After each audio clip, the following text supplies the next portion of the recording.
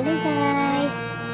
Tara, papasyal ko kayo sa kapitbahay namin na may ikakasal.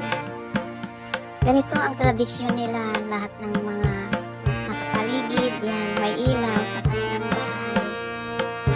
Halos lahat ng bahay nila may ilaw. Hindi ko na nakuhanan yung mga bahay kasi may mga tao dyan sa harapan.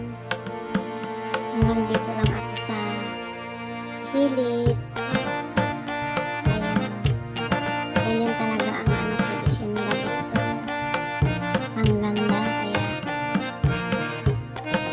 ayan. Nilagyan nila ng mga ilaw yung dates, yung puno. Tapos yung bahay nila yan sa loob. Napaliputan din ng ilaw. Ayan.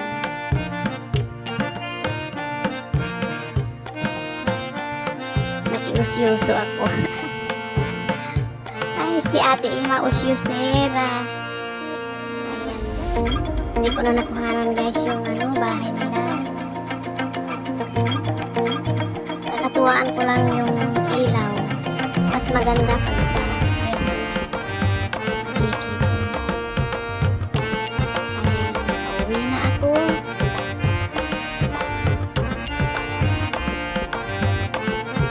uso lang sa mga ilaw.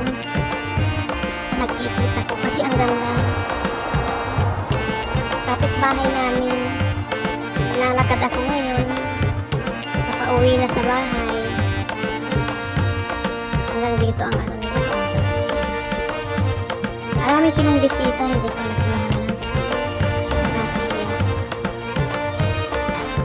Punta sana ko din sa harapan. Hindi na kasi hindi naman ako bisita, nag-usyoso lang sa mga ilaw.